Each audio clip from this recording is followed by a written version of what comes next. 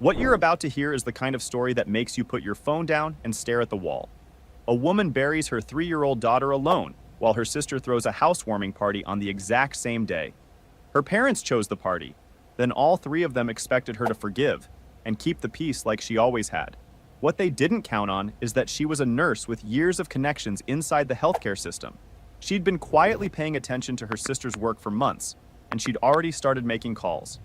I was there for almost all of it, and I don't feel bad about a single thing that happened next. My sister moved her housewarming party to the same day as my daughter's funeral. She called it a minor event. Our parents defended her. The next time they saw me, it was already too late. I'm posting this on behalf of my best friend, Claire. She can't bring herself to write it, and honestly, I think she just doesn't want to. But I've been carrying this for 3 years now, and I feel like people need to hear what happened, what her family did to her, and what she did about it. I've known Claire since we were both in our mid-20s, met through a mutual friend at some work event in Austin. She's a nurse, the kind of person who genuinely shows up for everyone else's problems while quietly managing her own. She's not a dramatic person. She doesn't complain much. She's one of those people you could describe as steady without it sounding boring, because she's actually steady in the way that matters. When things get bad, she doesn't spiral, she just gets to work. She's also sharp in a way that kind of sneaks up on you. She doesn't announce it. She just understands situations faster than most people and files things away until she needs them. When her daughter Grace was diagnosed with stage 4 neuroblastoma at age 2, that was exactly how she handled it. She didn't fall apart. She got organized. She got informed. She found the best specialist she could access. She learned everything there was to learn about the treatment options. And she showed up at that hospital every single day for over a year. Grace was 3 when she passed, June 9th. I remember because she called me early that morning, and I drove to the hospital without even thinking about it. And then I just sat in the parking lot for about an hour after we hung up, because I had no idea what else to do with myself. Grace was one of the sweetest kids I've ever been around. She loved strawberries more than any food on earth. She made up songs about literally everything she saw. Her shoes, the ceiling fan, whatever random object was in her eyeline. The nurses on her floor loved her. Claire had put drawings Grace made all over the outside of her hospital room door. It was hard to be in that building and not feel like something precious was happening in there that the world wasn't paying enough attention to. Now, Claire's family, her parents and her younger sister Nicole, had technically been around during Grace's illness. Loosely. Her parents lived out in Phoenix and visited twice in 6 months. Her sister Nicole, who lived about 40 minutes from Austin, came once. She stayed maybe 20 minutes and left complaining about the hospital parking fees. Claire never said a word about any of it to me. I brought it up once, gently, and she just said something like, "Everyone deals with this stuff differently," and changed the subject. That was her. She wasn't going to let herself resent her family while she was focused on Grace. She'd shelved it. I watched her shelve it. I'll be honest, I'd heard enough about Nicole over the years to have a pretty clear picture of who she was before any of this happened. Claire was the responsible one in their family.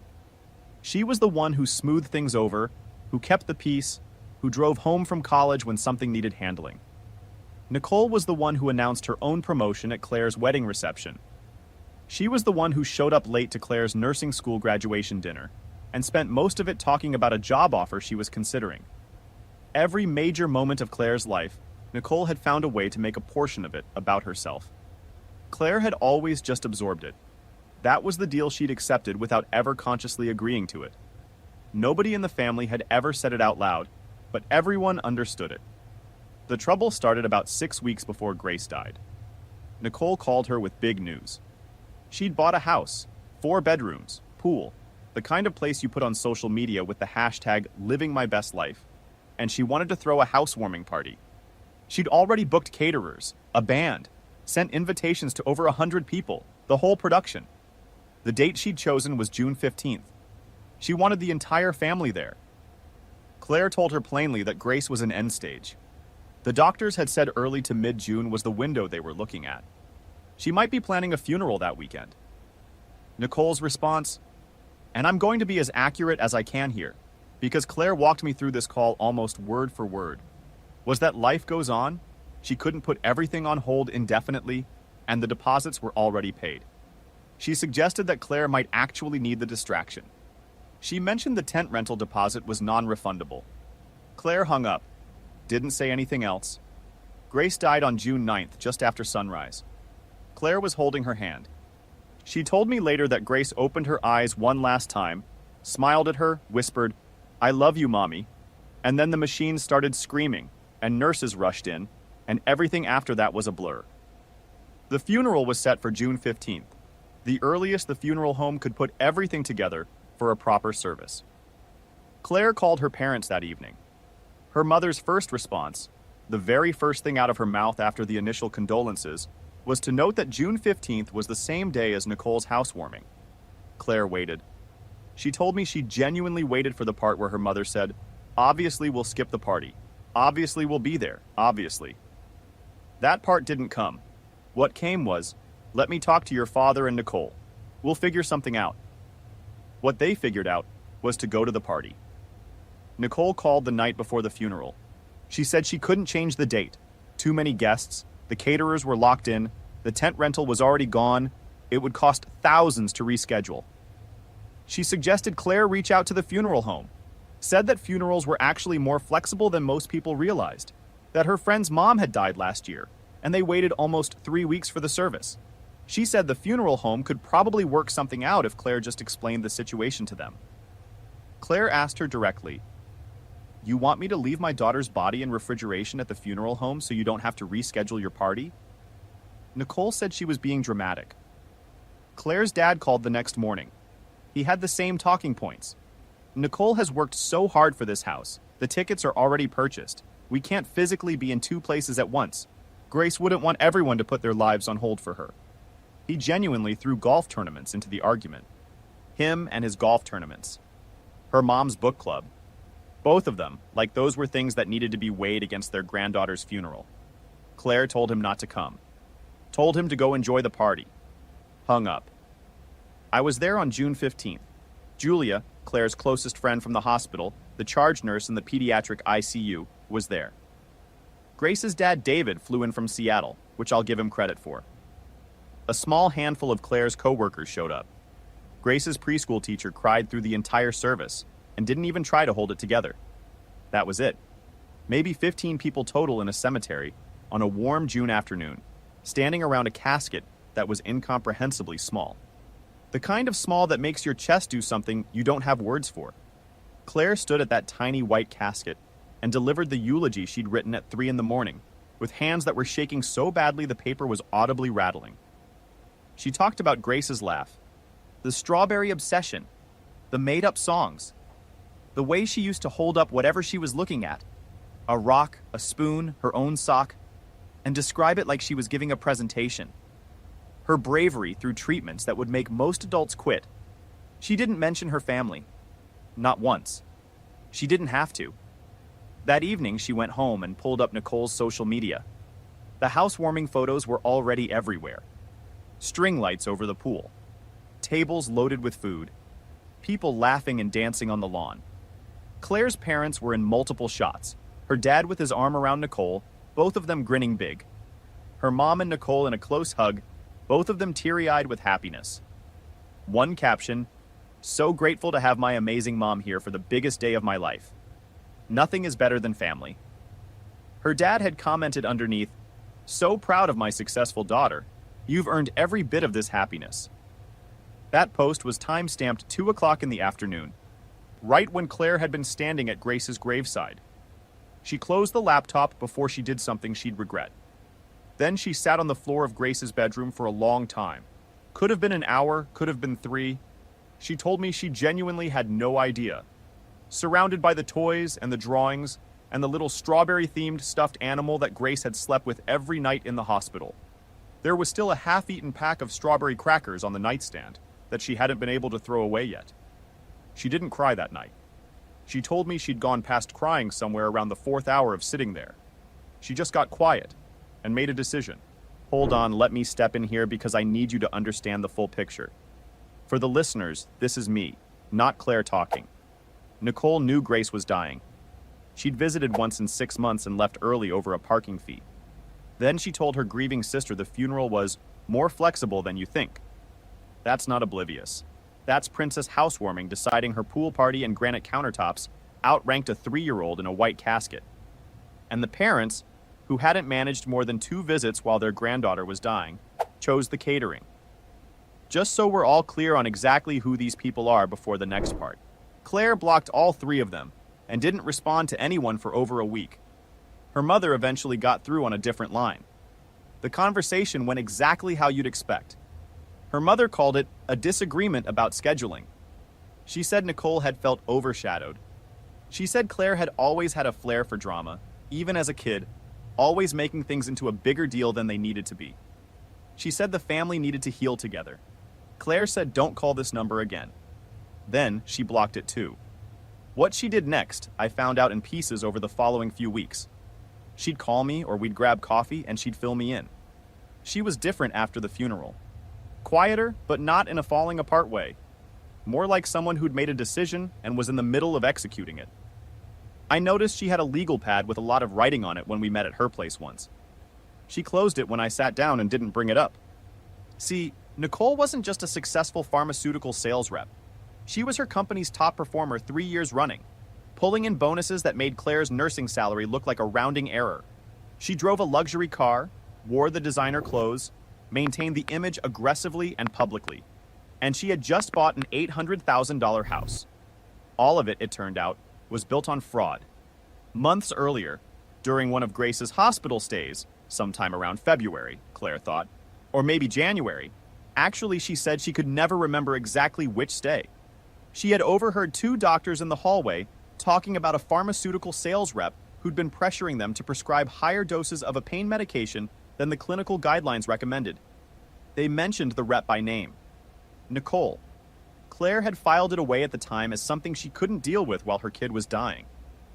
Her sister was aggressive in how she sold, sure, but criminal? She'd given her the benefit of the doubt.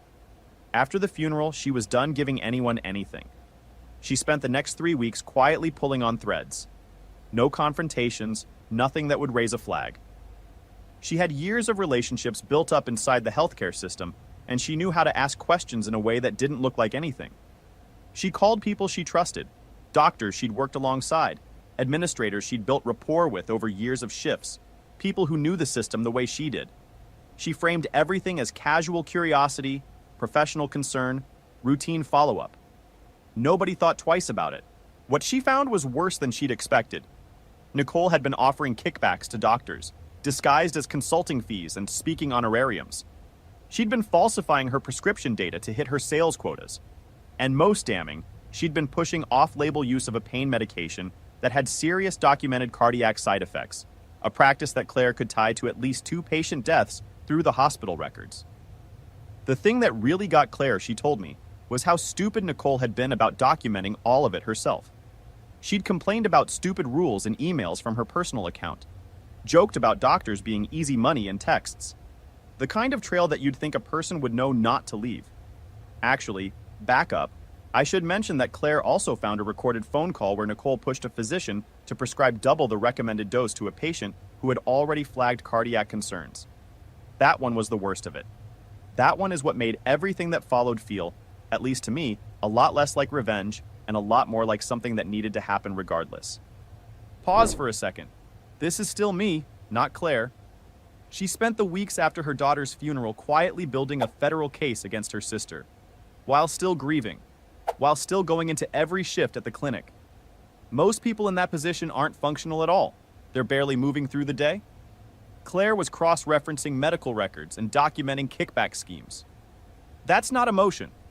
That's someone with actual ice water in their veins who finally had a reason to go looking.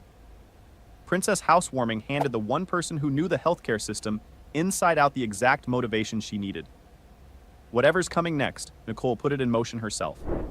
Claire compiled everything into a detailed report and then reached out to a journalist named Trevor, who'd been covering pharmaceutical fraud for years. They'd met briefly a couple years back when he was doing a healthcare costs piece and had interviewed people at her clinic. She reached out, they met at a coffee shop downtown one Wednesday morning. She was eating a plain bagel. She mentioned this to me later like that random detail had stuck with her for some reason. And she laid everything out on the table. Trevor went through the documents slowly. said it was substantial. Asked how she'd gotten all of it. She said she was a nurse and she paid attention. He asked whether she understood that this would likely mean criminal charges, that it would probably end her sister's career entirely. She told him what Nicole had called Grace's funeral, a minor event she could work around if necessary. Those exact words. Trevor said he'd verify everything independently and run the story if it checked out. Said it might take a few weeks. That was all she asked. 2.5 weeks later, he called. He'd confirmed everything. The pharmaceutical board had been notified and had already opened an investigation. Federal prosecutors were looking at the case. He told her the story was publishing tomorrow, and her sister was about to have a very bad day. Claire drove to the cemetery after she hung up. Sat by Grace's headstone for a while. Told her the first domino was down. The article published on a Thursday morning. Front page on the Austin Chronicle online edition. Top pharmaceutical sales rep accused of fraud, kickbacks, and endangering patients. Nicole's name was right there in the first paragraph. Her photo, pulled from her own social media profiles, the same ones she'd been posting party photos on, ran alongside it.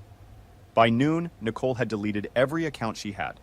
By afternoon, news vans were sitting in front of the housewarming house. By evening, her company had issued a statement announcing her immediate termination and full cooperation with all ongoing investigations. One of the fastest corporate separations I've ever heard of, honestly. Okay, stop. Take a breath. She went from standing at her daughter's grave to watching news vans park outside her sister's dream house in under 6 weeks. The fraud was real. Trevor independently verified every piece of it. The patient harm was real. The victims existed long before Claire made a single call. She didn't invent anything. But the timing, the precision, pulling it all together in the middle of the worst grief most people ever experience, that's not luck or coincidence. That's someone who decided to be 3 moves ahead of everyone who assumed she'd just absorb it. Nicole threw a housewarming party. Claire threw a federal investigation back. Claire wasn't done. Her parents had spent a lifetime enabling Nicole, and she felt like they hadn't escaped what they'd done either. Her father was a retired accountant, proud of managing his own investment portfolio, proud of the returns he generated. He used the same password for everything. She'd watched him log into accounts over the years, and it was always the same combination, never changed it once. She wasn't going to steal from him. She wasn't going to do anything criminal. But she could create a significant amount of chaos in his financial life without touching a cent of his money. She set up a few email addresses that looked like they could be from legitimate financial institutions and started sending him urgent-looking correspondence. Suspicious activity on his accounts, required documentation for investments that didn't exist, security updates needed immediately. She knew her father. He'd panic. He'd call his brokerage at odd hours demanding answers to questions about problems that weren't actually there.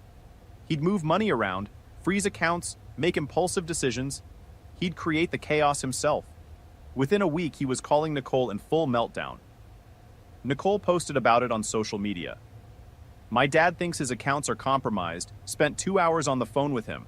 Why are old people so bad with technology? That post stayed up for 3 days before everything else came crashing down and she deleted all her accounts. Anyway, a month after the article ran, federal prosecutors filed formal charges. Healthcare fraud, kickbacks, conspiracy to defraud. Each count carrying real prison time. Nicole tried to reach Claire every way she could think of. Showing up at her apartment, calling from unknown numbers, getting people to pass messages. Claire had the locks changed and put up a camera. When Nicole appeared on the doorstep one evening, crying, Claire watched her on the camera feed from inside and didn't move toward the door. Nicole sobbed into the intercom that this was too much, that one bad decision shouldn't cost her everything, that Claire was destroying her. Claire pressed the intercom button and said one thing. You called Grace's funeral a minor event. Then she let go of the button. Her parents reached her through the clinic, called during working hours, and told the receptionist it was a family emergency. Claire took the call in the break room, back against the wall, watching the door. Her mother opened with, "What you did to your sister is unforgivable." Said it was all over a party, that Claire was being vindictive, that Nicole had feelings too, and had felt like Claire was somehow trying to overshadow her big day with the funeral timing. Her father got on the line and said that Nicole had worked hard for everything she had, that she'd built herself up from nothing, and that the family owed it to her to be there. Claire said she was done and hung up, but she had one more move. She contacted several news outlets with a follow-up angle on the story. She sent them photos from the housewarming, her parents laughing arm in arm with Nicole, celebrating big. She gave them the timestamps on every photo. She gave them the date of Grace's funeral. The follow-up articles were brutal. Family celebrated house built on fraud while grandchild was being buried. The story spread far past Austin. Her parents' retirement community received complaints from neighbors. The public was not gentle with their opinions. Strangers found their contact information. Her father had to stop answering the phone. Wait. I know some of you are already typing "she went too far" in the comments.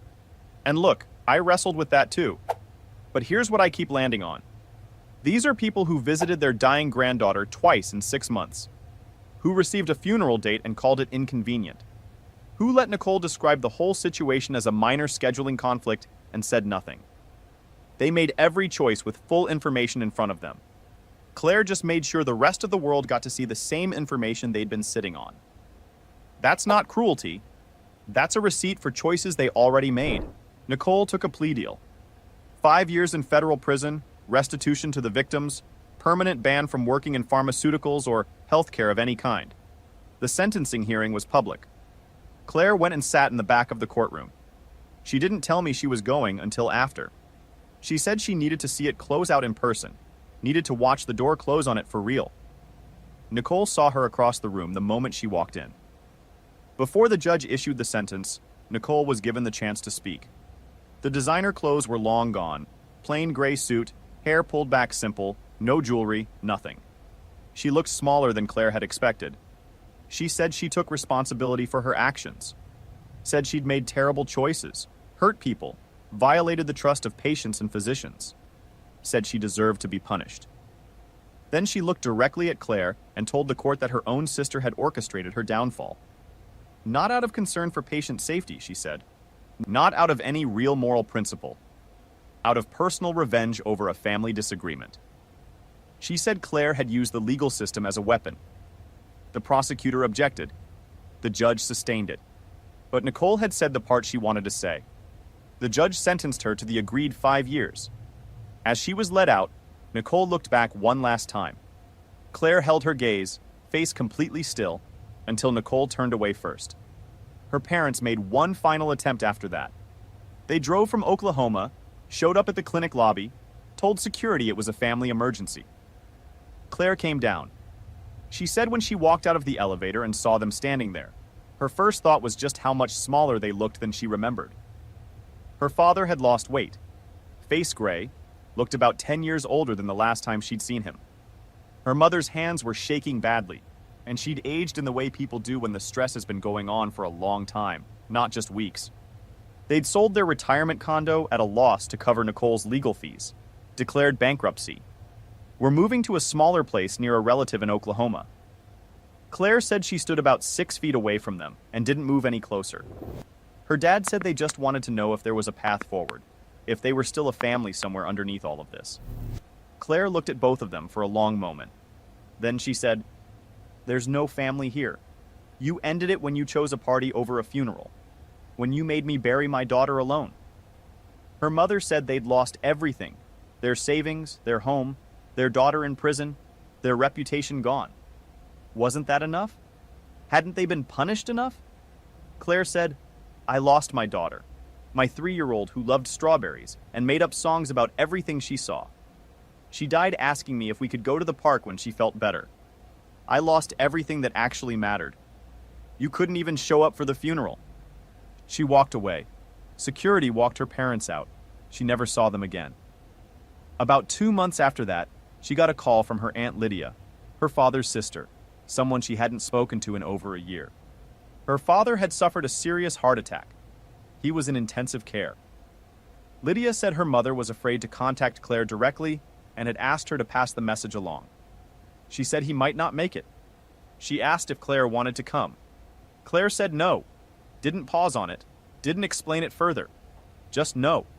Lydia pushed back gently, said she'd heard about the funeral, about everything, that what her parents had done was wrong, that she understood. but that he was dying and didn't Claire want to say goodbye? Claire said, "He said goodbye to me when he chose a party over his granddaughter's funeral." There's nothing left to say.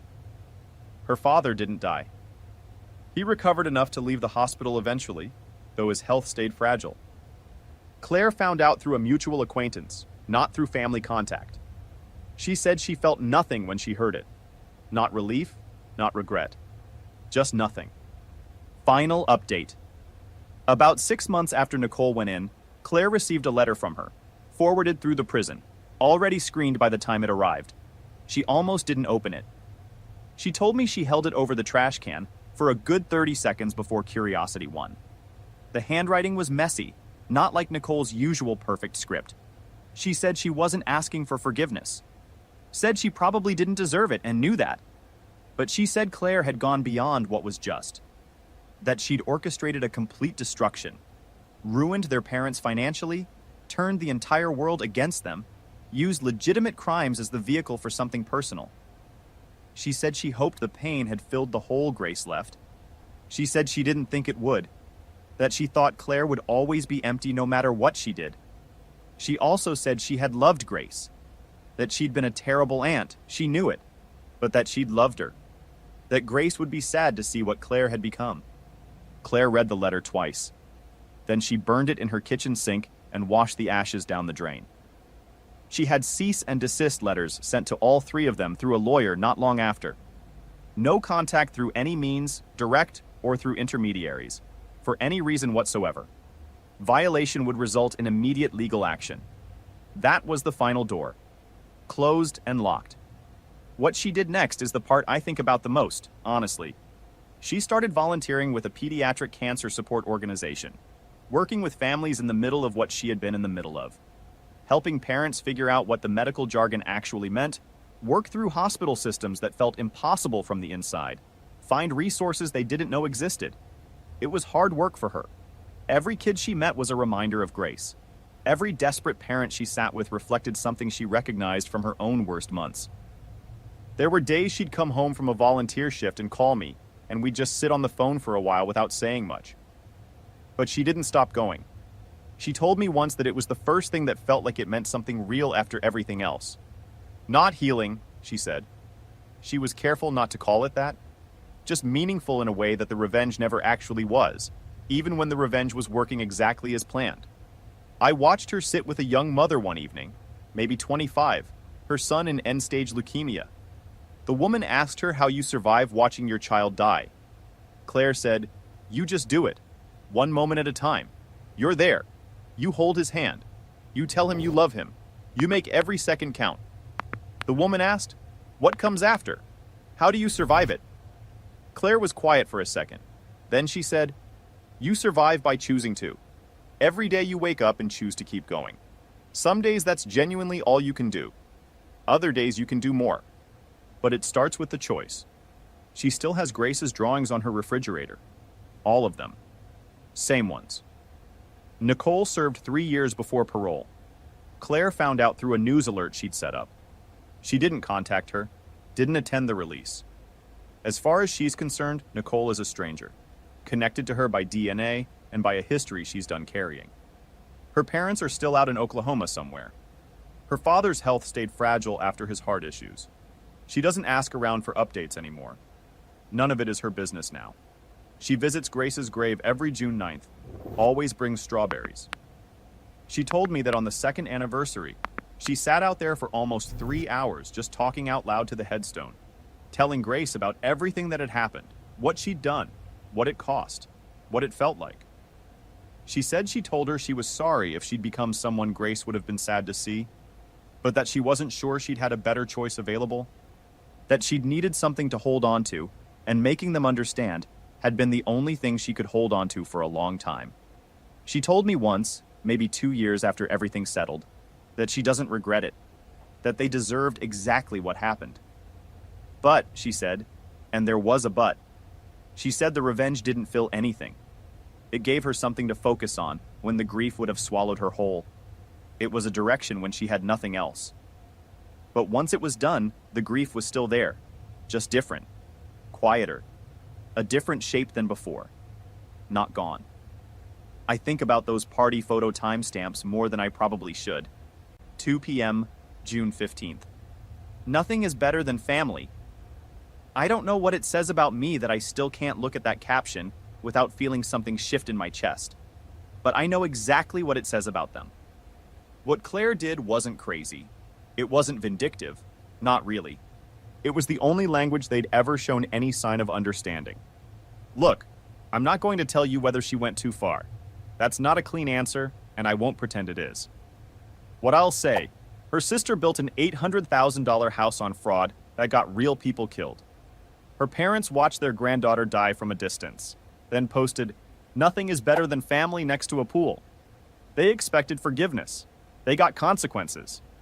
And if you've ever been the person in your family that everyone assumes will just absorb it and move on, you already know exactly why she didn't.